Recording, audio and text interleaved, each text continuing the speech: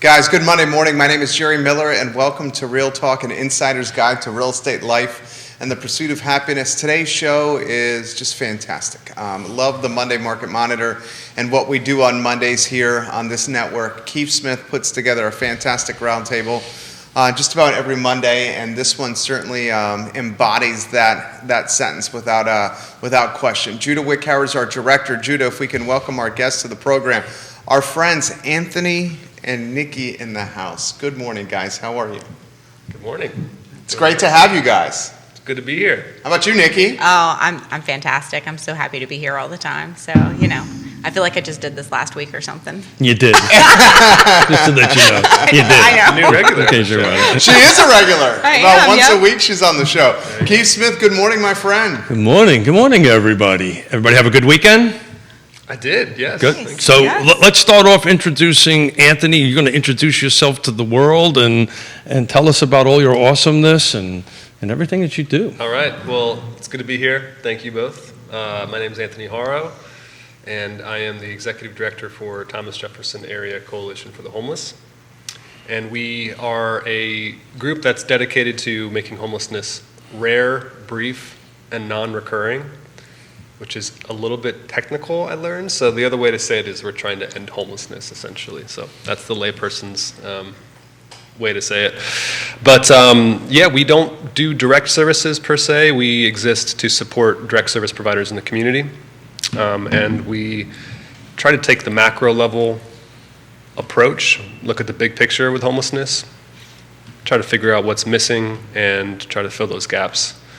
We pull in funding from federal government, state government, local government, and try to support homeless services locally.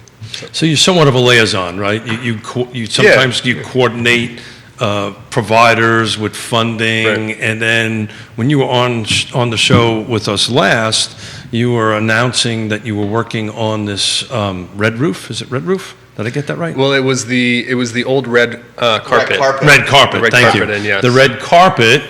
And that's I kind of want to kick off talking about this with that project, because that went from a conversation to reality real fast, and that is not normal in this world. So you want to talk a little bit about how that worked, please? Yeah, absolutely. I'd be happy to. It's been one of the highlights of my professional career, to be honest, to be able to work with great partners in the community on a project that I think really has power to transform homelessness. And because it's a unique project because it addresses the immediate need for shelter, but like we were saying before, it also addresses what you need to end homelessness too, which is the housing portion. So when COVID-19 hit, we had a big transition in our homeless service system from congregate shelters where maybe 50 to 60 people sleeping on cots in a big room. Doesn't work in a pandemic, obviously, and we had to shift to renting hotel rooms for people, especially people with health conditions that put them at high risk for developing serious illness from COVID.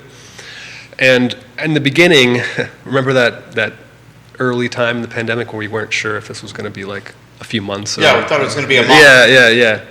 Slowly I don't know, maybe quickly, we realized that that's not the case, and so we were paying, thankfully, with support from the state and local governments, city and county, and philanthropic support. We were able to support about 80 people, at a given time in hotels, 80 hotel rooms, almost the whole pandemic, which was pretty incredible. It was incredible. But it became very apparent that it wasn't very sustainable funding-wise. So we tried looking at a bigger picture approach. Thankfully, our partners at CACF, Community Foundation, and Ebony Bug in particular, she was just brainstorming. I made a huge ask of the foundation to help people in hotels, and she was like, "This is great, but can we put this money towards something more sustainable, something more permanent?" And I was like, "Yes, I love that way. Like, can we buy a hotel?" And she was like, "Yeah, let's think about that." So it started out as just a crazy idea, but it had legs, works, though, right? and people didn't scoff at it. People believed in it, and I think that was the powerful aspect to it was the we were in a new position and we needed to have new ideas, think outside the box, and so. So you did a pretty dynamic, because I had the fortune to actually watch you do it, but your presentation at the Virginia Governors Housing Conference earlier in November. And the topics of the whole conference was about strategic partnerships. Yeah. So this is one of the cases, folks, where a bunch of partners came together. This was a case, and correct me if I'm wrong, government and nonprofits, and even I believe some for-profits got involved in that and made something happen real fast. They recognized an opportunity, moved quickly through it to include a rezoning through the county, right? Yeah. And all that happened within, what, 12 months? Less than a year. Yeah, less than a year. I mean, we started planning in June, and we, Piedmont Housing Alliance, which was one of the main partners who actually ended up purchasing the site, was able to close, I think, basically in April. How did you hear about the hotel that was for sale? It's a good question to think back about that. When we There's first no MLS for hotels for sale, is there? we just contacted some realtor, commercial realtors, and there had been a for sale sign on 29 that's been for sale outside for of quite that. some time. Yeah, and there was another deal that had gone, didn't go through. So I think people knew that it was for sale. It was just kind of unclear what was going to make the sale work. So Nikki, jump in here. You just put me on the spot there. Sorry. I'm like, I got nothing for you. I'm still in awe about this whole situation, though. I think this is amazing to be able to take the ask from, hey, let's support this short term, and people be on board with, you know what, we're willing to put our money to make this a long-term fix. I think that's amazing. Yeah. But we talk about on the show all the time on this red tape into green tape and how things could happen, and if you're able to work within or fine-tune the system or make it a little bit more green instead of red. This is an example. That's kind of why I was excited about bringing you on to talk about that, because we talk about so often that it takes forever to get a project approved and takes forever for stuff to get through, to come into fruition, and to do it under a year. To get it rezoned, to get it acquired, to get it rezoned, to develop all the partners. Impressive. And if I'm not mistaken, you also put folks in it within a year, right? Yeah. I mean, you actually were able to. Well, and also renovation took place. There was extensive renovations that were needed in the hotel. When the hotel was purchased, there was some of the rooms looked okay. Many of them didn't look so good, but there was extensive mold growth in all the rooms behind the wallpaper, so we had to do extensive renovations, before we felt good about someone moving in there for shelter. And again, the willingness, the openness to make this project work. Martin Horn was a huge support. They stepped up with short schedule and made it happen, where they were an amazing partner for that. So I think, Keith, it was an example of the power of collective focus about something, and the willingness to make it happen, because I don't know that this would have happened like it did. I don't think it would have without COVID. COVID really put an impetus, a focus that, hey, something needs to happen. And also, I don't know, call it what you want, but the universal alignment, the cosmic alignment also was there, because there was a hotel for sale and there was the means to do something like this financially. So they just came together, but the willingness, from the county to kind of move forward quickly with rezoning, special use permits, PHA being willing to do something that is out of their wheelhouse. Very much so out of their wheelhouse. Virginia Supportive Housing, who's also going to be developing the permanent supportive housing on the site, shooting for 2024. This is very much out of their wheelhouse. Usually they have to be the one to purchase land, but everyone kind of saw this as an interesting opportunity and wanted it to work. And I think if it weren't for the impetus that we needed to do something fast because of COVID, I'm not sure it would have come out the way it did. That's awesome. So, not that I'm going to use the word it was a blessing, but in a way the universe aligned. Timing is everything. Anthony sits on the Regional Housing Partnership with me, and everybody and this is why I wanted to talk about this morning. I'll kick the show off with it this morning. The 4 pillars, right? We had the local governments involved, we had the nonprofits involved, we had the for-profits involved with Martin Horn, because for them to jump on it pretty quickly is a huge thing. And then we had involvement of people that are being served in this. But talk about Premier Circle, because this is just much more than just the hotel. This is a bigger project, correct? It's a huge project, yeah. PACHM, people and congregations engaged in ministry, or PACHM as they're more commonly known, has been providing seasonal emergency shelter in the community for many years.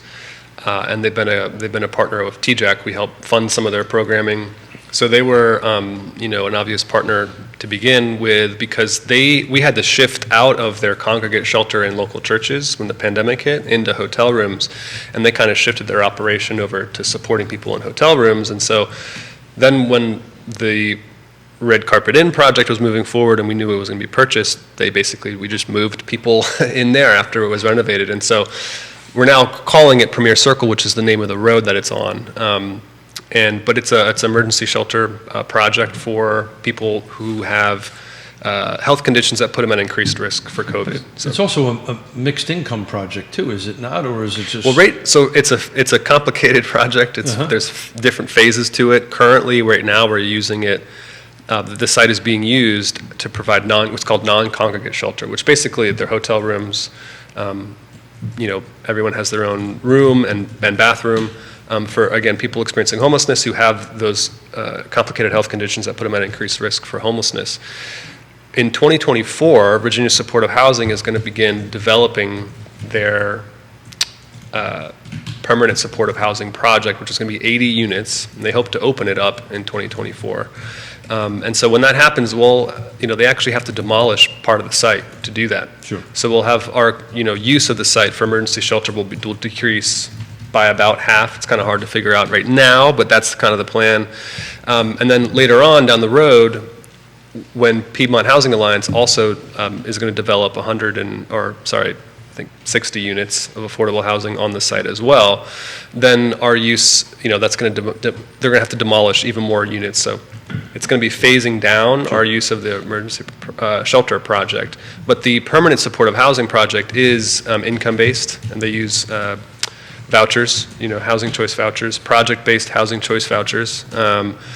And already at this point, we got support from the county, which was another crucial piece to move this project forward, was that the county was able to dedicate project-based housing choice vouchers to this development, which again, it's planning on opening in 2024, of permanent supportive housing. So that was a crucial also partnership. There's a commercial component to this, if I remember your presentation. There's also a commercial component. So this is a redevelopment of a complete site over there, which is a pretty large project, and it has multiple phases and multiple portions of it. But that commercial is going to be a normal commercial site, right? Yeah. So there's 3 buildings planned. The permanent supportive housing for people who had previously experienced chronic homelessness or long-term homelessness with complicated health conditions. 60 units of just affordable housing that Piedmont Housing Alliance is developing, and then there's going to be a commercial building as well for office space or multi-use, but for commercial. So that'll round out the project there. So we have a meeting today at 1:30. We do. To talk about veterans housing with a fellow Marine and buddy of mine to go do that. So what is today the state of homelessness in the city or in our area? What is the state? It's a great question. That's hard to sum up in a word. I don't have a quick answer like I do for the solution to homelessness, but although I guess that is kind of the answer, though. I mean, the state we're in is really unique because we have historic levels of funding right now, mainly because of COVID, and yet the main bottleneck is the availability of actual housing for people to move into. So we actually, if we had more rental assistance available to help people move out of shelters and into housing, we wouldn't really be able to use it. So what you're saying is inventory, just like our inventory, the bottleneck right now is creating the same problem. Yeah, and that's always been the case. It's never been a good amount of affordable housing in our area, but in the past, that was a limiting factor for us helping people move out of shelters and out of homelessness. But another limiting factor was just the availability of rental assistance. But that's not really the issue anymore. It's completely, really, the availability of places for people to move into. Well, so let me ask, you're talking about right now with COVID, you've got more funding than you've ever had. Yeah. So what does it look like for the longevity of a project like this and it being sustained well? What happens there? That's a great question. So again, it's a multi-phase project, so that the emergency shelter portion, will likely last until 2025, 2026, providing some type of emergency shelter on site. Yeah. And it's going to be, what I work on a lot is just fundraising for it for future years. So it's an ongoing process. We've been blessed because of, state funding, federal funding to support this kind of project. And it seems like that, similar amounts are to be expected into the next calendar year. But beyond that, it's kind of unsure. And we just, it's going to be an ongoing fundraising program, but, this community has really supported these types of projects, and I have full faith that we'll be able to do that. But it's going to be a lot of work for sure. That's awesome. Well, so for all of our viewers and people who will see this later, when they want to keep their eyes and ears open for how to support and help and contribute to that, what are we looking for? Great question. That is a great question. So we're not right now really doing like a fundraising campaign for the project, but that very well likely will change. So please keep your ears open for TJACH. I'm sure we'll be announcing those types of plans in the future to support that kind of program. And so you can come to our website probably. Right now, it's under redevelopment, so just a heads up. But it's going to be a nice new website. So don't go quite yet, but in the new year, it's going to be a nice new website for us. So what we're looking for, though, is TJACH and Premier Circle? Are those the things we're really... Premier Circle, Premier Circle is what we're calling that project for now. And PACHM is the organization actually doing the support. They're operating the program out of the project. So, wonderful. Yeah. All right. A lot of the folks you're working with, how accessible were vaccinations and booster shots? Yes, great question. For them? Good question. It was an amazing experience. I mean, I didn't have a lot of other context from other communities, but I definitely heard about the story from other communities of the difficulty accessing vaccines. And I have to shout out both the health department and UVA in a really significant way, because it was, we felt very prioritized. I think we were part of the second kind of tier of, vaccination rollout, staff and clients, which was huge. And so, we were accessing, homeless service staff and clients were accessing the vaccine like early February, which was really early. So it was excellent, I have to say. It was really excellent. There was plans that they went to 4 different sites. So they went to the different hotels that we had people sheltered in. They went to the Haven downtown, where it's a day shelter for people to walk in. They went to, different shelters in the community. They went to different Salvation Army, and I think also She Shelter. So it was pretty great. People, the vaccines came to the program, not the other way around. So it was a great experience, all in all. I think they did a great job. What do you think, Keith? Well, I just think, COVID, as you said, kind of ramped this up a little bit. I'm glad to hear that you're also helping the homeless get fully vaccinated. And it sounds like you're on track to almost having full vaccination amongst the community. Is that a fair statement? I can't say that. I don't know what the rate is. Anecdotally, it was quite high. Sure. Because the ease of it was really accessible. So but I don't know numbers, so I would hesitate to say. So if I was to come into this permanent supportive housing, I'd have to be vaccinated, right? Is that a requirement? That's a good question. That's a great question. We are not requiring vaccinations for accessing shelter. We are offering them quite frequently and encouraging, through case management, like daily probably. But it's a tricky business because we want to keep people safe, and especially during the cold weather months, we don't want people sleeping outside. That's actively what we're trying to work against, And so we didn't feel it was appropriate to require vaccinations to keep people from sleeping outside. Sure. And that, coming into a safe, warm place, I think our idea also is that helps you feel more able to take on something like a vaccine, maybe change your mind about something, get some different things. It's really encouraged, right?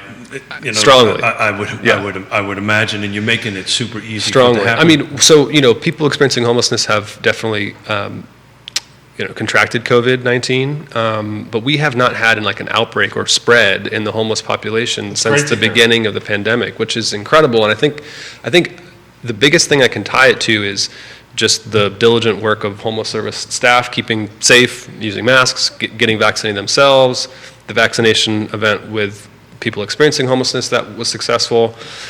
But I think a big part of it was the non-congregate shelter, our ability to have people in hotel rooms, so that if someone did get sick, it didn't spread. We were able to isolate. If you're in a shelter with 50 other people, I mean, there was, we all heard stories about other homeless shelters where 300 people tested positive in a shelter, so we didn't experience that. Now, again, that's not to say that people didn't catch COVID, but there wasn't that kind of community or that spread, basically, in the shelter system, so.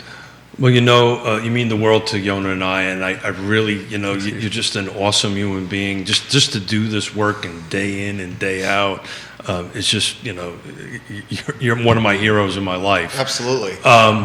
Thank you, Keith. But you also provide a lot of services, right? So this is not just, as we said, coming on air, that, put people in permanent housing. You also provide services that related to that. Would you talk a little bit about that? Yeah, absolutely. It's a really crucial point. The approach that we, or the name of the approach that we hold is called Housing First, but it's important that it's not housing only, because it doesn't work that way. Supportive services and housing are crucial to make the whole picture work. And the nice thing is that I probably said this last time I was on, but it's not a mystery how to end homelessness, right? You don't need a crystal ball necessarily, as it were. But we have one. I know. Well, you might need it for how we get the funding, or there's a lot of different things that we exit first. Yeah. But the supportive services are crucial, and there is just vast amounts of data supporting that this is best practice. It works. Permanent supportive housing works. The crossings, which we're also blessed to have in our community, 30 units of permanent supportive housing down the road at First and Market, has a 90, I think it's above 90% success rate over 2 years. Meaning people don't fall back into homelessness. Nice. Which is incredible. Try that again. Did you say 90%? Above 90% of people who move into the crossings don't fall back into homelessness. That's amazing. Yeah, they stay in the unit, for, I think the average length of time is about 3 to 4 years or something like that. People move on maybe back into a family or to their other place, but it's a really supportive environment. There's supportive services on site. Anyways, so the support the crossings is key. across from Bodo's on Preston. Yeah. So those who are listening know where it is. Yeah. By Wendy's. Yeah. Mm-hmm. Yeah. So it isn't just housing. It's a really good point, and it's really important for us. And I think that's something we're always striving to do better at. Frankly, something we always can get better at. I didn't realize that stat. 90%. Did you say within 2 years?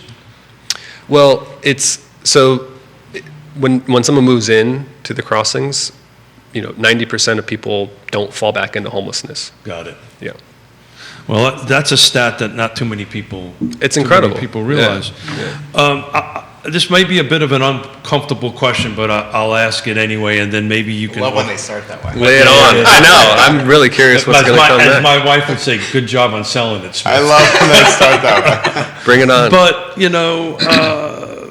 we're asked, at least I am quite regularly, if I'm approached by a homeless person on the street, what should I do? Yeah. Right? Yeah. So what is your advice if somebody, what you, from your perspective, you feel is the right approach? Yeah. This may seem like a cop-out, but I think you should do what feels right to you. Because I don't think that there is necessarily a wrong thing to do when someone comes to you asking for help.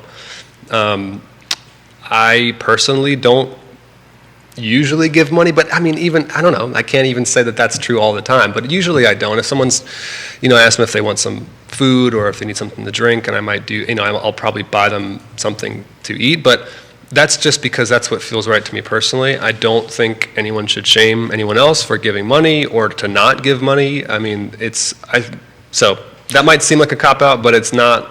I think, I don't know how else to say it, basically. So the approach I take, because, who carries cash anymore, right? Totally. Nobody really carries cash anymore. The approach I take is, look, man, I'm going to get a cup of coffee. I'd love to buy you a cup of coffee. Hey, I'm going to go get some breakfast. I'd love to buy you some breakfast on it. I think connection is nice. If you have the bandwidth to just acknowledge someone at the very least, I think that can go a long way. So Nikki, to play off of Nikki's question a little bit, we're about wrapped up with our time together here on that, but what can folks do to help you do your job? Yeah. So I think the best thing that people can do is to support affordable housing, be an advocate for more affordable housing in the community through local funding dedicated towards affordable housing. Affordable housing only works when you have local funding to leverage federal funding. You need those different pots available. You need the flexibility of those different pots to strike on projects like this one. So I think that's a really crucial thing that people can do is be an advocate for affordable housing and more affordable housing in our community. And you can also give money directly to programs, to the Haven, to Patcham, to Virginia Supportive Housing. All of our partners that do the direct work, they need that support directly to keep the work up that they do. And I think you can just share the good word of housing ends homelessness. I think that's important too. I love it. Anthony, you are A+ people. Any closing thoughts there, Nikki? I'm curious what's happening next with the veteran project. So that was mentioned that you guys have a meeting this afternoon. So I feel like there's a follow-up for this. So that would be great. There is. Yeah. That would be great. Yours truly's got a thing in his head that he's going to try to help out some homeless vets, and we're going I would love that. I would love to talk about that. Anthony at 1:30 and talk a little bit about this. Nice. Okay. We'll share it. I've kind of got a tiny home project in the back of my head, so we'll see if we can tap into some of those funds that are flowing around. There you go. And try to produce a little bit. So you did a stat on it. Do we have a number of actual homeless vets that are in our area? I looked at it last week and it was 9. Yeah. It can, it fluctuates. We track it as real time as we can. But currently 9. And we hovered around 20 to 25 for many, many years. We are in a place of shift where it's lower. We're trying to obviously get that number down to 0. And we can. We just need to really kind of focus in and get some additional resources. Again, the housing piece is the limiting factor for us. When you shared that number with me the other day, I said, we can do this. 9. We can do this. We can do that. We can end veteran homelessness in our area 0. 9 is not a big number. We can make it happen. Amen. So this is holiday season, right? And I kind of wanted to bring you on because, it's cold, it's holiday season. If you see somebody less fortunate than you, just engage with them, that's all. Yeah. Just a conversation. Yeah. So, you're a wonderful human being. One day I'll grow up, I'll be just like you. So thank you. Thank you for joining us. So we're going to kind of move on to the next part. Anthony, thank you for joining us. All right, I will step off. Dude, you're A+ people. Thank you. It was so nice to meet you. Yeah, very nice to meet you too. Anthony, guys, Thanks, Steve. he's the executive director of the Thomas Jefferson Area Coalition for the Homeless. Thank you for joining us, Anthony. Thank you. I love when you bring them on the on Real Talk, Keith Smith. Well, we real estate agents just we give back, right? Our community, we give back, and Anthony, as he's packing up and walking out the door, I'll embarrass him a little bit. There's not a single meeting or a single event that I've been around him that I just don't walk away learning something outstanding. And 9 veterans. Yeah. We can do this. That's a really, to me, I think that's a small number.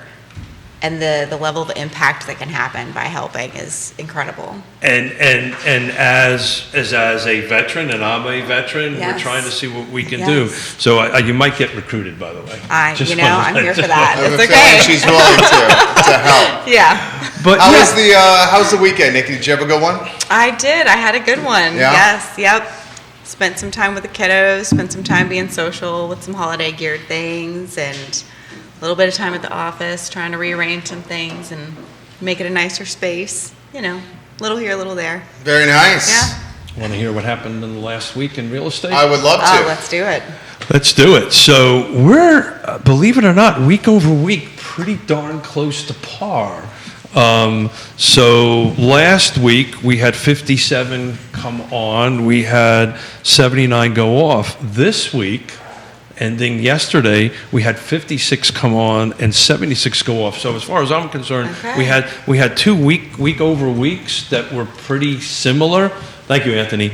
Pretty similar on that end of it. And looking at our week over week tracks, the last time that happened was week 2 in September and week 3 in September. So I don't know, maybe we're starting to level off. Maybe we need to ask the crystal balls a little bit on what's going on in the market. But what do you think about that, Nikki? I think that what I'm hearing from my agents is that their buyers are still being quite willing to be competitive and are looking for houses. So if you're thinking about selling your house, get a trusted advisor. That's what needs to happen now. Don't wait for spring, air quotes spring, because, whatever that is. Well, is there going to be a spring Well, market? you know what, though? What I'm seeing based on these conversations I'm having with my agents, though, is that it's like last year. There isn't going to be that winter break or the winter lag. It's just going to keep going. So is that the new normal? It depends on how long you think normal lasts. Like, I don't know what normal is. I just know I'm not it. So I'm not the best. I'm not the expert on normal, even for real estate probably. But I would say, I will say though, I do think that right now, I think we're staying consistent with being very similar to last year. And I expect at least the beginning of next year to stay the same in that as well. That's good. Yeah. That's good. Holidays, we're hoping we see more inventory on the market. Whether that happens, the crystal ball might have to be the answer. And we have 2 in front of us. Are you hearing from your agents that some of their clients are thinking about listing? Well, so I think they are. The biggest challenge with those waiting to list is it's not about the holidays, right? Because that's not the big concern. It's about getting the work done in their homes to have it ready to list. And that is the hard part. Just finding that contractor who can come in and get it done now, not 4, 6, 8, 12 weeks from now. Well, interstate service companies can help. Home's best friend. Home's best friends All can right. help realtors with that. Everything. Nicely done, Keith. Thank you, I know, thank you. that's After 244 shows, Well, you did it very well there. you'd think I'd get better at this, but I am. got That was A+. That was A+? Yeah. So can we just call the show now? Yeah, that was A+. Pretty much. You did We're very done. well right there. Will Smith get any better? Interstate Service Company is the home's best friend. Well done, Keith Smith. There you go. Keith, your thoughts on January and how it's going to play out? We're 2 weeks away, my friend? Well, first off, can you believe it's almost the end of the year? I know. That's just insane. I can't believe that this year has flew by that much. I don't know if that's a function of age at being almost 60 or it's whatever, but it seems to be moving a lot Jerry's the young faster. one here, and I feel like he's in agreement. So Don't you feel, considering the circumstances, Nikki and Keith, in the world, blessed for 2021? Yes, absolutely. I think we're blessed, period. Yeah. It's interesting. We were having this conversation in the middle of the pandemic, and we didn't have the benefit of crystal balls, which we have now. But we were talking about 2022 was going to be a down year, right? And now we're having the conversation of 2023. And, look, we're joking around with our crystal balls we have in front of us, but at the reality of it, we're reading some great information by some great folks, bringing in some great guests. But, we have them in front of us as a bit of a joke, but kind of it's like the crystal ball is about the best way to tell what's going to happen in the future at this point. That being said, I think we're going to be in this inventory struggle for quite a few times. Mm-hmm. I don't know what you can see, Nikki, but, the tracking that I'm tracking is, now I'm saying 2023. I mean, it's really one of those, that whole plan it week by week is a thing. I don't see any end to the shortage. I think our market's probably going to stay quite similar right now. I think at some point interest rates will go up a teeny bit, and I don't think that's going to make a lot of a difference. Not right now. Yeah, and if we read the Realtor.com stats, everybody is saying it's not going to go over 4 exactly. in 2022. Which is still cheap money. Beyond cheap money. So what do you help manage multiple agents, right? So what are you talking to your agents about on, how to stay motivated, how to stay in the game? Because, it's disappointing from the buyer side. It is hard. It's also disappointing from the agent side. So what does that conversation look like? So a lot of that is, especially when you're talking about working with these buyers who can get very, very discouraged, it's a matter of revisiting what are they looking for, what do they want, what do they need, right? And how can you best help them get that? And educating our buyers on what this is like. So last week I mentioned how, a lot of the buyers right now that are coming into this right now are saying we're going to wait for spring. That means as a realtor, you probably want to educate them on the fact that this spring is probably going to look a lot like last spring, and it's not going to be easy. So this is spring. The answer is, guess what? It is truly, spring. yes. But the actual spring they're waiting for is going to be just as competitive and as harsh and as disappointing and discouraging as last spring is what we're seeing. So we need to educate our buyers and prep them for that and help guide them through that process, which is exactly what my agents are doing. So it was a great conversation we had with Anthony about the hotel and how it got expedited and how it got moved through. And one would ask, like Mr. Miller, well, how come we can't do this with other projects, right? And I know his brain well enough to know he's thinking that. Yeah, absolutely. So why? How can we? Why did this work? And what can we do to reproduce that if everybody's saying we need more affordable housing and more inventory? Does that make any sense to you, Nikki? Oh, the question makes sense. I was thinking the same thing, and I don't know. Well, I wasn't sure if it was okay to say it out loud. So I didn't at that point. But truly, my thought is we need to take whatever it was that was done there and take a look at that and see what can we use from that. I think anytime something is successful and works well, there's an opportunity to learn and take that and apply it somewhere else. So why not? I'll tell you, there was no NIMBYism with that project.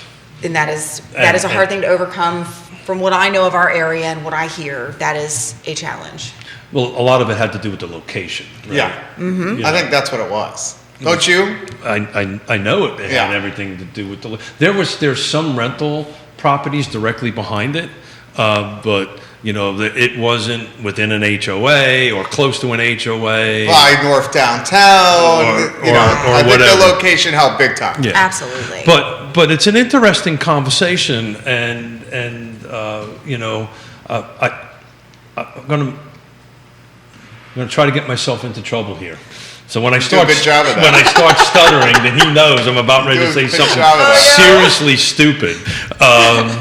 But there's going to be an announcement tomorrow afternoon around noon because UVA is going to announce its locations for its affordable housing initiative, which I'm curious on how that process is going to go and if we're going to be able to expedite the projects like we did for that. Did I navigate that well? You handled that well. I thought you were going to get yourself in more trouble.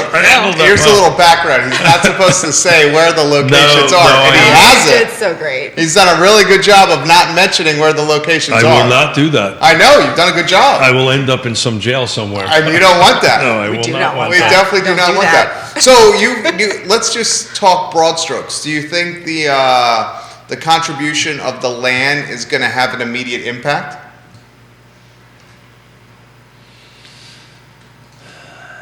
I think if the red tape turns into green tape, yes. Okay. So what time frame are you talking? Oh, I don't think anybody knows. I think this is just simply the announcement of the parcels, on number of parcels, whatever they are that they've dedicated to it. The next step would go through what they call the RFP or the RFQ process, request for proposal, request for quotes, and it'll go through it, and depending on where they are located, they're going to have to go through rezoning processes, and they're going to have to go through, that whole SUPs and so forth and so on. So much like what Anthony did with the hotel, there was a whole process with that. So I'm really interested on how that's going to go, and I'm actually working on a roundtable for Friday that we're going to bring some pretty directly affected stakeholders. So everybody who is listening or watching today, tune in on Friday. Trying to get a bunch of people to say yes to this. So we'll talk about exactly how this process goes once the formal announcement is made. So that's part of the reason I was a couple of minutes late today for the show. You managed it well. Do you see, Nikki, an area of Central Virginia in 2022 being more popular or having a higher interest than we've seen of late? Oh, gosh. I don't know. I feel like this is one of those opportunities like Quentin mentioned last week where I should have had a drink of coffee first. Give me a minute there. I don't know. I mean, we are really in a prime location. Our area and our outlying areas, we're just in such a great spot. I don't know. I think our outlying areas might just get a little bit stronger, but they've been doing that anyway, right? Because we only have so much land available in Charlottesville and in the immediate area. So you have to go somewhere to find more of it. So let's try the question a different way. Do you see the rural areas growing rapidly in the next several years? Rapidly, maybe not, but I think they've already been in that. If you look at any of these outlying areas and look at the last 3, 7, 10 years, they've all grown. I think the hardest area is when you go further south. But if you go west, east, north, right? Because to the east of us, you've got Richmond. To the west, you've got Waynesboro, Stanton. North is DC. We're just in this nice area where it's really kind of hard to go wrong. So I don't know that it would be rapid, but I think it will be continued and consistent and likely increasing. That's assuming those jurisdictions allow development to happen in that. There's some Very talk true. in the rural jurisdictions to kind of take the approach a little bit of some of the jurisdictions closer to the city that, hey, we might want to slow this down. Which jurisdictions are talking about that? Believe it or not, if you follow those rezoning applications, there's some struggles happening in Greene, Louisa, and Fluvanna County. So even Louisa, because Louisa has been so growth-minded, it's been impressive. It's been growth-minded, but there's a couple of projects that are running through the system that are getting some serious opposition to it. I can tell you the same in Fluvanna and the same in Greene County. See, I'm not surprised by Fluvanna. How about with the new boards that are coming on next year? How is that going to impact things? So that's the $64,000 question. Nobody really knows, right? There's not a substantial change across the board of the boards, but there's enough that it might impact. And we're, again, on these Fridays roundtables, we're going to be bringing in, starting January, these elected officials to actually talk about that topic and talk about what their visions are for the counties. Because each one of these jurisdictions are now going through their comprehensive plan rewrites. On that end of it, which the comprehensive plan rewrites, as you know, Nikki, is all about their visions and their goals on that kind of stuff. So this is going to be really interesting the first 1 or 2 quarters of 2022 on how these vision goals are going to be set. I'm going to be following that closely. I know Nikki and Keith will be following that closely as well. Are you confident in the market for the first quarter and the second quarter of next year, Nikki? Yes. Yeah? Yeah. Why is that? There's no reason not to be. I think it's going to be hard, right? I think there's going to be a lot of competition for buyers. I think we're still going to be short in inventory. And yet it is what it is, and it will keep going. People still need housing. People will still need to move for whatever reason. So it's still going to continue, and I think it's still going to be strong overall, just challenging. So a question came up on Friday, Nikki, that maybe you can jot down and bring the information back when you join us again in a couple of weeks. The costs of realtors doing business now because we're driving so far away what we call the ROI, the return on investment. What is that looking like with agents now? I know, yesterday, for instance, I live in Fluvanna County. I had to go to the other side of Crozet to take a look at a home that's closing this week. That took me about an hour's worth of driving both ways, back and forth. So, what is the impact to the real estate agent and the professional with this rubber band growing? And I would love, because you talk to more real estate agents than I do. Yeah. And maybe for next meeting, you can report on next meeting. Okay. What are you hearing on that? That's a good question. Well, so that is a thing. People are driving further and more. And, when you're working with these buyers for longer, that's driving to more houses for more showings before you get someone under contract. So there is an uptick in expense. So that is a very real thing. And it is very much I work really hard with realtors to help them be very business minded. They're running businesses. I want them to be independent business owners. They're not employees. And I don't want it to be a hobbyist thing. So I want them to have control and be aware of these things. So it is definitely a topic of conversation that is happening. I like that. So what are you helping them with? Business plans? Definitely. Absolutely. Yeah. We just had a business planning clinic. God, what month are we in? Last month. And we do that yearly in the fourth quarter. Cool. And it's open to everyone. Nice. Because we want everyone to be running their business as well. It makes everyone better, right? What's that clinic like? It's wonderful. So it goes through your basics, right? But it's one of those things where before I was in the seat that I'm in, I made a point to try to go to this every year as a solo independent realtor, right? Because no matter where your business is, you need to have a business plan that gets visited in the fourth quarter before every year, and you need to know where you're going. And every year that should change. And if it is not changing or increasing, you definitely need to take a look at it, or it's because you're exactly where you want to be, right? So these are important things. Very nice. Chris, hello. What's up, Chris Jensen? So hey Chris, Love Chris. Hey. Yeah.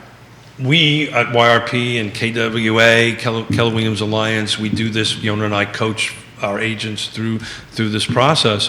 And it's interesting because it's a little bit different than, say, your business plans for the businesses that you own, because it's really personal, right? You can't really segregate your personal business plan or your personal goals and your business plan and business goals. They are generally interconnected because of the way that our business is structured on that end of it.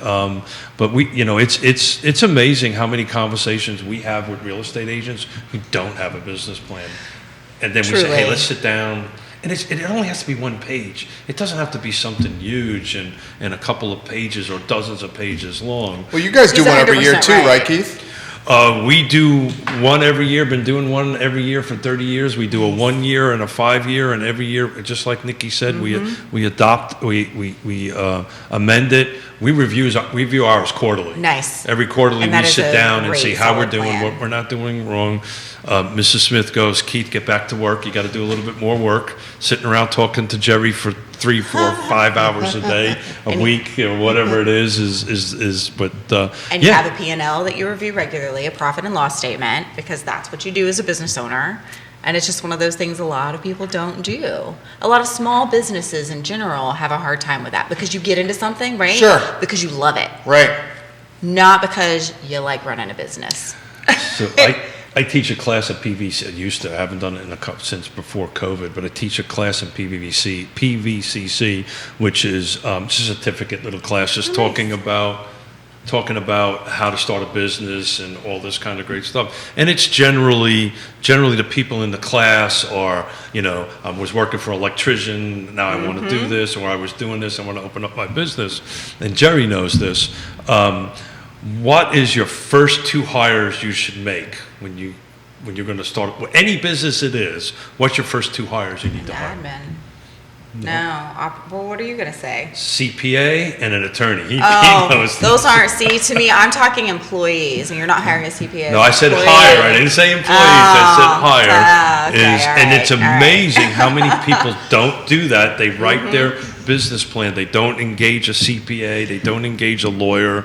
Absolutely. And Jerry also knows this. What do you usually start with when you do a business plan?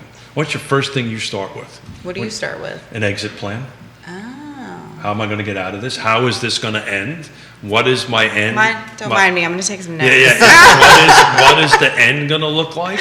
Right? Yeah. Right? And that's because we do a lot of consulting with folks and other business folks. And, they're like, okay, I'm in this business. How do I get out of it? How do I end this? How do I transition to something else? So you want to look at what this looks like to you, and that changes every year, and that maybe changes every 5 years on that end of it. But most people, when they answer that, they were like, no, that's the first thing you want to figure out is how am I going to get out of this? How are your young agents, the ones that are say year, 2 year, 3 years in the game? How are they responding to this, to the inventory crunch, and to a roller coaster market, if you may? Truly, I think most people are doing quite well with it. Yeah. Because there are lots of buyers out there trying to find homes. So it's a numbers. It's math, right? So if you work it, if you're consistent, if you talk to your people, if you do what you do well, make sure you know what you're doing, then the numbers will work. It's just a matter of doing something consistently and well. And reaching out when you have a question, and that is very important. Oh gosh, yeah, having that support system.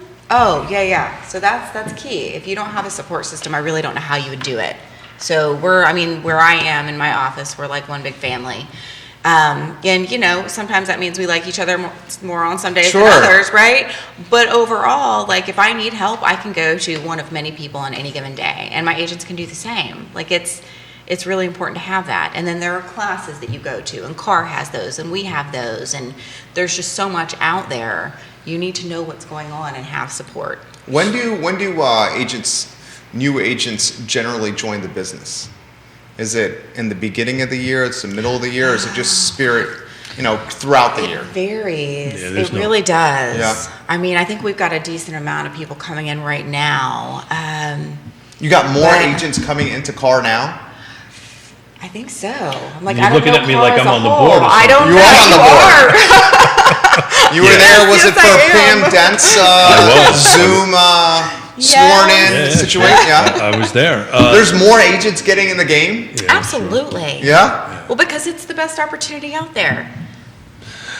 Truly. It is, but you got to put 110% in it. Oh, yeah. 110%. I'm not saying they're all going to make it. Most of them won't. Yeah. That's just statistics, Well, 80% right? family close in the first year. Yes. So to go back to the whole business plan and the Yeah. coaching and the learning, and people need to understand this about our industry. Chris Jensen was you mentioned Chris Jensen's name. He's an awesome rock star agent. Yes. I can't tell you how many times I get phone calls from agents at other brokerages say, hey, I'm having an issue with something, because they either know about my contracting and development background or whatever. Sometimes on Thanksgiving Day. Sometimes on Thanksgiving Day, Yeah. you get phone calls from other brokerages agents about how to solve a survey problem. Oh, man. Not that that's ever happened to me, Last month, maybe. Okay. but I think it did, actually. I think it did too. It did, and we helped, right? So, Yes. so what's important in that statement is that even though we're competitors, we try to help each other. So that particular Yes. agent, at some point in time, He's going to return the favor. hopefully, will return the favor. But it was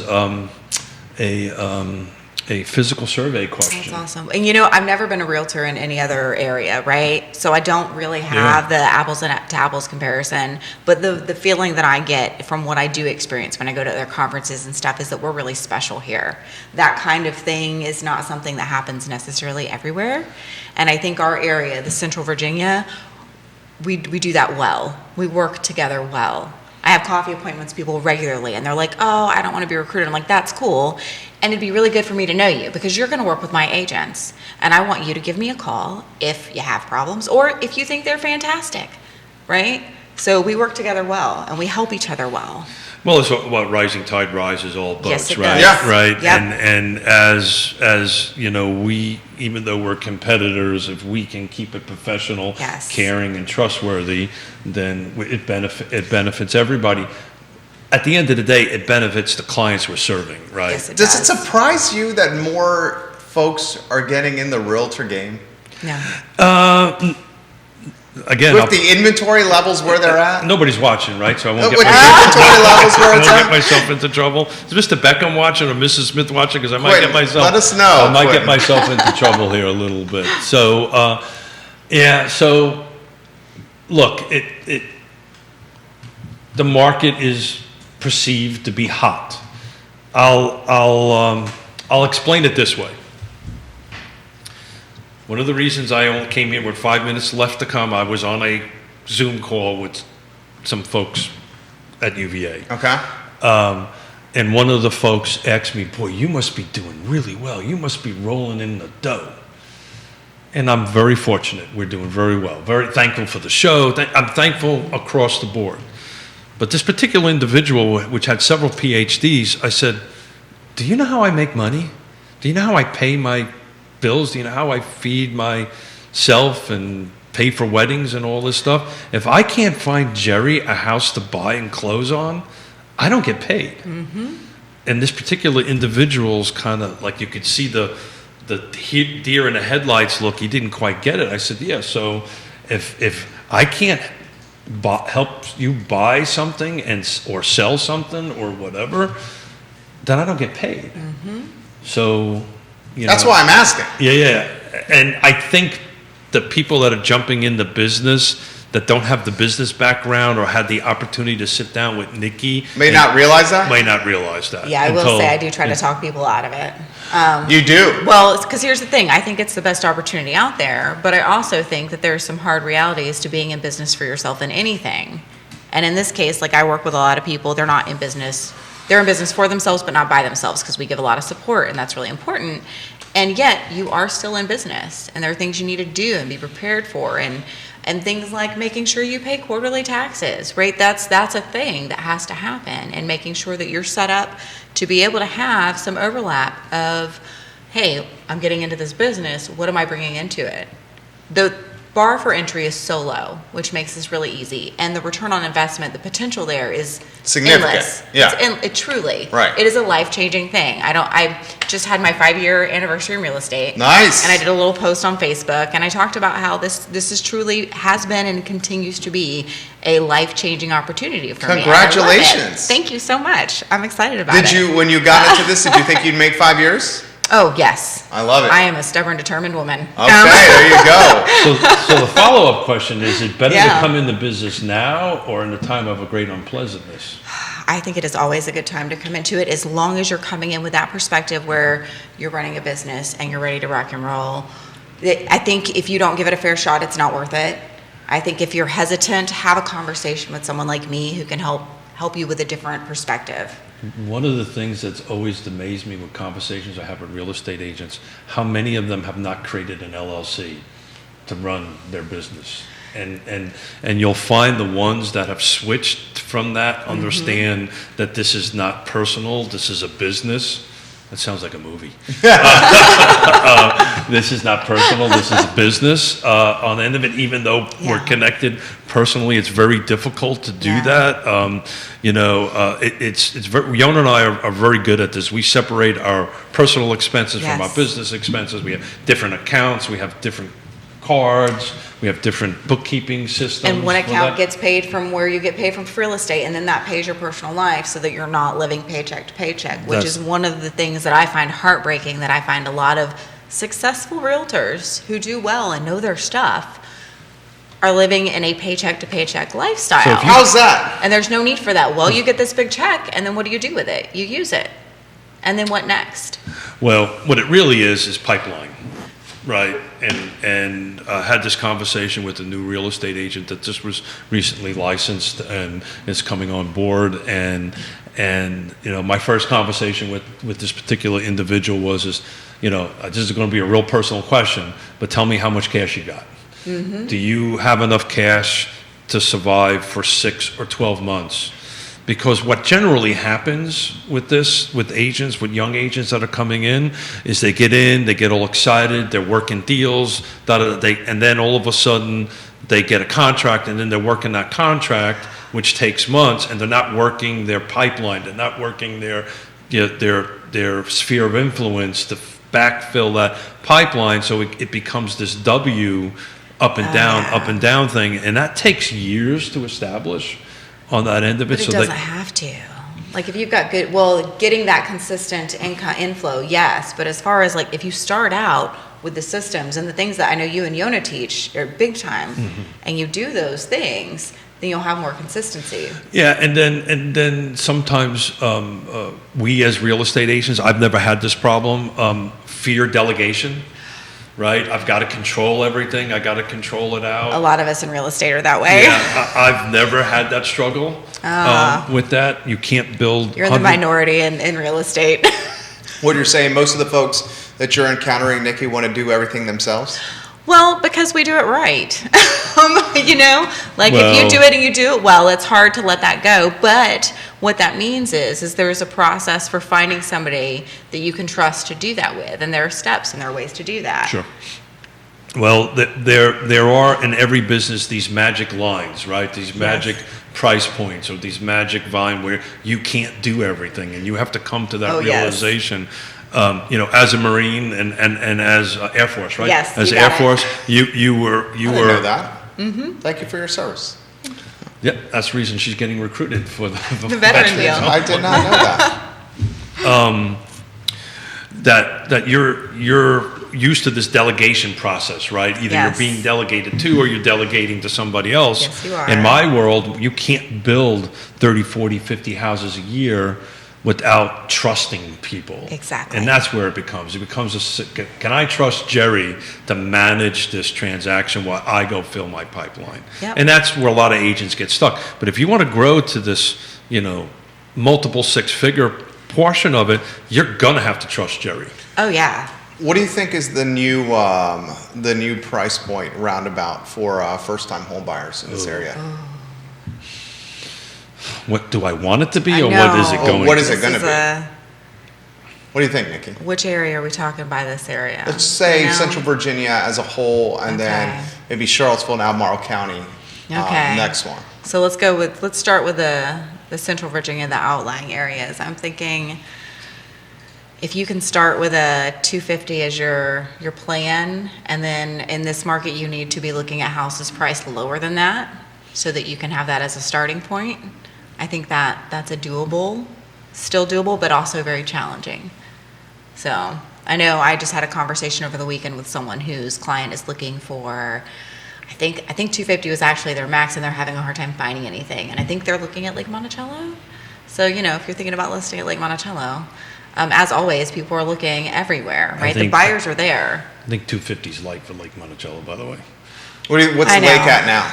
It's north of 250. It is. Well, but for the smallest, for the 1,300 square foot and below, you might be able to find something. So this wraps around what Anthony was talking about, this affordable housing and what's going to get released tomorrow with UVA and what we're going to talk about on Friday. And of those who listening and watching, I chair a couple of things, and one of them is the Piedmont Community Land Trust. And, to be honest with you, in order to hit 80% area median income on a purchase right now, it's got to be below 250. You got to be below 225. It's frankly shouldn't have a 2 in front of it. There's a fair amount on the market in Lake Monticello right now. What are you up to right now? I did that this morning. Let me see here. I'll do a quick search here. You got 1, 2, 3, 4, 5, 6, 7, 8, 9, 10, 11, 12, 13, 14, 15, 16, 17, 18, 19, 20, 21, 22 at the lake. That's the most I've seen in a while. That is actually huge. Right? Nikki, what do you think? Let's put the perspective. That's huge compared to what the last few months have been. But let's realize that is ridiculously low for the size of that neighborhood. For 4,300 homes, that's a tiny amount. But for the last 18 months, that's a fair amount. Yes. That's in some cases double week over week. Yeah. Yes. Yes, it is. But the normal number of 30 some odd years I've ever been out there, it's usually between 40 and 60. 40 to 60. It's usually about 1% of the total numbers is kind of the sweet spot that it's always was. But some of those houses, if you take a look at them at that 250 or below price point, I'm looking at them. Probably needs a little help. So there's one, to Nikki's point, that's about 252 at the lake right now. And it does look like it needs a little TLC. Yep. And you have a handful that are between 250 and 275. 6-watt circle, 254.9. 2,600 square feet, 3-bedroom, 2-bath, may need a little TLC. Yeah, I've looked at that. It needs TLC. You've looked at that? Yeah. So real estate, again, we talk about this all the time, is 5 things, right? Location. We say Lake Monticello is good, and we've got our 2 Lake Monticello rock stars coming in. I can't remember the date, before the end of the year, I think, on that. Who's that? Keith and Yona? No. Yes. No, Maggie and Christy coming in. To wrap the year around on Lake Monticello and see what we've got going on the beginning of the year, what their crystal balls are saying. Crystal ball is saying on that end of it. But look, there's nothing in there below 200, is there? No, definitely not. No. Yeah. 6-watt circle is the most affordable of all of them. Yeah. So it's real estate. And you're saying it needs... It's location, price, features, and condition, right? And if you're going to buy it for $257, you've got to have the capital to go ahead and upgrade it, or not. Do you like the fact that you're seeing some proposed construction and development at the lake there, Keith? Yeah, so I think one of our shows, one of the Liberty Homes reps chimed in. Oh, very nice. On that end of it. Yeah, they did. We knew this was coming.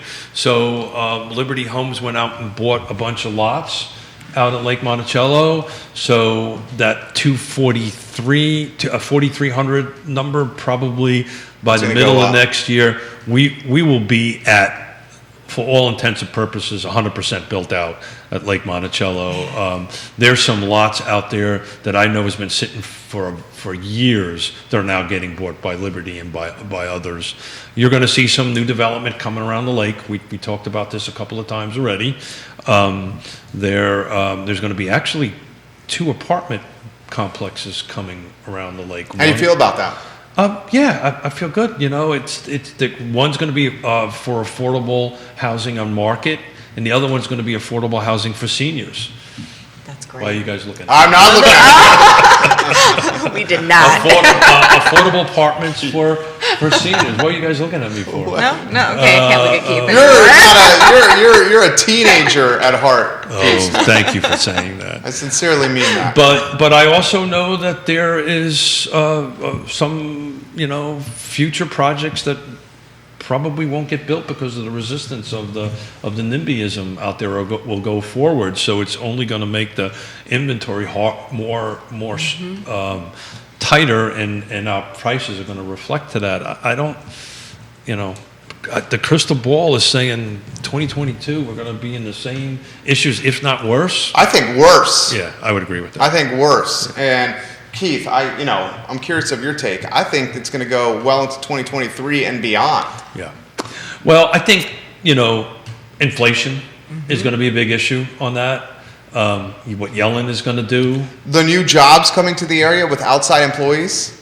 That's another one that's impacting things. Well, what that's going to do is, this... It's going to shrink the inventory. Well, and the rubber band is just going to grow, right? Yeah. And to quote Quentin Beckham, people are going to end up flying to qualifying instead of doing that. It's going to be a really interesting thing. Mm-hmm. And actually, on January 7th, I've got Diantha McKeel and I can't remember the gentleman's name that just took over from Jaunt, and we're going to talk about traffic, or we're going to talk about transportation. Thank you. Transportation from these outside areas coming in. So I've been excited about Ted Reek. Thank you, Ted. Yeah. Thank you. He's the new executive director. Thank you. Nikki Chambless, my friend. Yes. As we close the show, what are you watching heading into next year? I mean, right now, it's just a You want the matter crystal of the crystal ball. God, do I need that crystal ball for that question? Yes, yes. I mean, really, what I'm watching is just making sure, from the perspective of where a lot of this conversation was making sure realtors are providing the value that they need to do what they need to do well. That's kind of the focus right now in my world. Cool. Yeah, yeah. Well, thank you for doing this today. Absolutely. Thank you for having me. How about you, Keith Smith? About my prediction for 20. Well, what are you watching? You know, I've said this on the show multiple times. One of the reasons I love doing this, it makes me better at what I do because I just devour reading on it, on the subject. But when everybody who's way smarter than the three of us sitting at this table start talking about we're not going to see any much of a change in 2022, I think inflation is always a concern. I think it's worse. I think it's more problematic than some folks want it to be. I think it has a chance of being it. The cybersecurity, which was brought up, I'm really concerned about that. That just rocked my world when we did the show and we talked about that. But I just see the struggle going on, and I don't use the word struggle lightly. It is a struggle for folks to buy. Don't give up, though. I've had a conversation with a first-time home buyer yesterday, $250,000, don't want to be in an HOA, want 2 acres. Good luck. Oh. And they're, yeah. That ain't happening. Well, it was all a bunch of education, and we Yes. were just to talk about distance. We were all over from Stewart's Draft Okay, well, it could happen Yes. in Stewart's Draft. to Buckingham. Okay, definitely could happen. Works at Buckingham. UVA Hospital, Oh, man. and we're having this conversation of with Scott Morris, right, with a trusted advisor. Mm-hmm. I know you don't want to go over 250. I know you don't want to go over this monthly payment, but this is what you can do. Right? Yes. And if you can add a little bit to that, then we can get that rubber band to contract a little bit on that end of it. Mm-hmm. And by the end of, we spent about 4 hours yesterday together. Probably more than that. 5 hours yesterday together. And you have to let the client figure this out on their own, and you coach them and you mentor them through it. Yes. But the need for non-HOA started to change at the end of the day, because this is like the classic buyer. He's paying ridiculously amount for rent. Yep. Yeah. Just got told his rent's going up 7% next year. 7%. 7% That is next astronomical. year. It's going up 7% next year. He's got to make a decision by the end of December, which is not helping us out. End of December to buy? He's got to find something to buy by the end of December so that there's enough runway to close by March 1. Yep. For him to move Got out. it, yep. By March And that is 1. a challenge. By And March what did you say? Did you say very diplomatically, I'm not a magician and I don't walk on No, water? actually, these came in from Amazon, and And I can't take a couple fish and some loaves and feed the hundreds? I brought that. Well, no. So our conversations, Nikki, jump in and stop me when I'm wrong. Our conversations here are never really about money, right? It's always about what are you trying to achieve? What's your Yes. goals? What's your objectives, right? And then you have these conversations and you start setting expectations and so forth and so on. And you have to lead the buyer or the seller to that point. And I'm not talking about trying to convince them to do something they don't want to do, but you provide the information. And eventually, HOA went off the table. Well, you put it so well, because we're not saying, oh my God, that's impossible. I mean, there are the very few people where I have been that frank with, and it's people that I know very, very well. And even then I'm hesitant to say that, but it's a matter of helping them realize it. And whether it's the HOA that gives, or the distance that gives, or maybe attached versus detached, because that's been one where someone's like, you know what, I want detached. And sometimes that's a thing where it's like, you know what, no, I really want to be this area, so if attached is what it is, then that's what I'm willing to do. So this guy, just like most millennials, because this is a millennial, knew everything about the market before we had the conversation. Because he started it off saying, I know this is an unrealistic expectation, but let's see what we can do. Nice. Okay, great, let's do it. Let's see what we can do. And then we just educated. So is he, your crystal ball prediction, you have one in front of you, is he likely renting for another year? No, because fiscally, it's totally doesn't make sense. Because his rent is that high? His rent will be hundreds of dollars more than the mortgage payment. At $300 or even $350. Oh, man. So he could go higher than $250. Yes. But he doesn't want to. Correct. So you have to go through this process, and you have to, and we haven't even gotten to the process of making offers and losing them yet. We're trying just to work through the education process to say, okay, let's do a spreadsheet. So this is, if you go up to this amount of money, this is what your monthly nut is, right? I know it's not where you want to be, but where you want to be isn't kind of achievable at this point. But, if we don't do this, you're going to lose this amount of money on this end of it. And look, we're projecting 3 to 6% price increase, and we mapped this all out for them in numbers. So we'll meet this afternoon and nice. Move. You'll figure it out for them. The education piece is key. Educating You've people got to help them is get part there. of what we do. Absolutely. Yeah. Absolutely. Nikki, good job today. Thank you. Keith Smith, per usual. Oh, thank you. And I'm really excited about later on in the week. This is going to Tell us about tomorrow before we sign off. Tomorrow, I think it's just you and I. Very nice. I have to look at my calendar. I'm super excited for that. I think we just got crystal ball stuff for tomorrow. We'll put them in the mix. Nice. Friday, I'm trying to put something together. So we're gonna talk about this UVA stuff on Friday. UVA, some big time news, guys. Follow the news cycle tomorrow at noon. Is the announcement? I believe there's a news conference at noon tomorrow. Tomorrow at noon, guys. Right. Keith Smith, Yes Realty Partners, Nikki Chambless, Keller Williams Alliance. This is the Monday Market Monitor and Real Talk, and the Monday Market Monitor is presented by Closure Title and Ally Property. We didn't kick off the show with that. Very nice. And you got Suzanne Real and Carla coming in. I can't remember Carla's last name. Help me out. It starts with way. Okay. We love you. We love you, Carla. I Yeah. can't remember the last name. Can't wait to see you, Don't do Carla. that to me. It's okay. Nobody's watching. It's okay. Nobody's listening. We're good. Yeah, sure. Keith, Nikki, and Jerry here on Real Talk. Thank you kindly for joining us on a Monday. We'll see you on the I Love CVille show in about 53 minutes today. And for those that are asking, the show archived on every social media platform known to mankind for your enjoyment. Thank you, Judah Wickower, and thank you for joining us, guys. You guys have a good morning. Take care.